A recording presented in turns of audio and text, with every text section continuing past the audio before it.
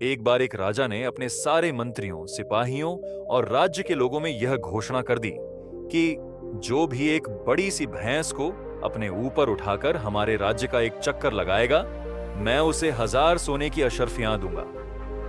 जब सब ने यह बात सुनी तो सभी लोग हैरान हो गए और आपस में बातें करने लगे कि कोई कैसे इतनी बड़ी भैंस को अपने ऊपर उठाकर इस राज्य का एक चक्कर लगा सकता है।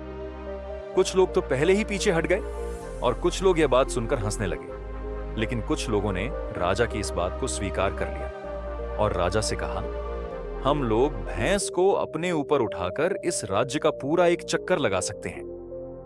करीब 10-12 लोगों ने राजा की उस बात को स्वीकार कर लिया था। अब राजा ने उन सभी 10-12 लोगों के सामने बड़ी सी भैंस लाकर रख दी। अब उन 10-12 लोगों में से कुछ लोग ऐसे थे जिनसे भैंस हिल भी नहीं पाई।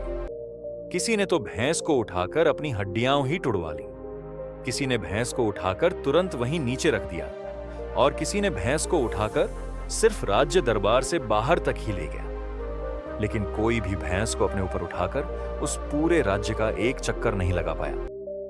तभी एक आदमी जो यह सब देख रहा था, उसने राजा से कहा, राजा साहब, मैं पूरे 2 साल और 7 महीने के बाद आपके सामने इसी भैंस को अपने ऊपर उठाकर राज्य का पूरा एक चक्कर लगाऊंगा। राजा ने उस आदमी से कहा, क्या तुम इतने समय के अंदर यह सच में कर सकते हो? वो आदमी हां कहकर वहां से चला गया। और फिर पूरे 2 साल और 7 महीने के बाद जब राजा इस बात को भूल भी गया था, तभी राजा को कुछ हलचल महसूस हुई। उसने देखा तो वही आदमी अपने ऊपर एक बड़ी सी भैंस को उठाकर राजा के सामने खड़ा हुआ था। उसने राजा से कहा, राजा साहब, अब बताइए कि इस राज्य के कितने चक्कर लगाऊं? अब मैं बिल्कुल तैयार हूं। यह देखकर राजा भी हैरान हो गया और राजा ने उस आदमी से कहा, तुमने यह सच में करके दिखा दिया? मैंने तो यह बात सिर्फ अपने राज्य के मंत्रियों, सिपाहियों और राज्य के लोगों को सबक सिखाने के लिए कही थी, लेकिन तुमने यह किया कैसे? तभी उस आदमी ने कहा, बहुत ही आसान था महाराज।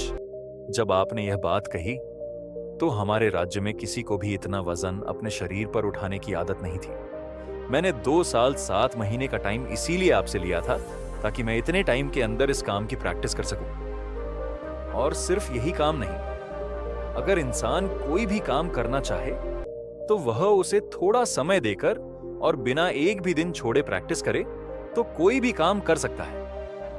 तभी राजा ने उस आदमी से कहा, लेकिन तुमने मुझसे 2 साल और 7 महीने का टाइम ही क्यों लिया था? तो उस आदमी ने राजा की तरफ देखकर कहा, राजा साहब, अगर किसी काम को करना है और उसकी अंतिम तारीख तय डिसाइड ना हो तो आप उस काम को कभी नहीं कर सकते। इसीलिए मैंने आपके सामने वो टाइम बोल दिया था ताकि मुझे भी बार बार ये याद आता रहे कि मुझे अपने दिए हुए टाइम के अंदर ही ये काम पूरा करना होगा। अब राजा ने उस आदमी को 1000 सोने की अशर्फियां भी दे दी और उसे अपना खास बॉडीगार्ड बना लिया। तो इस कहानी से हमें यह सीख मिलती है कि इंसान चाहे तो हर काम जो मुमकिन है वह कर सकता है।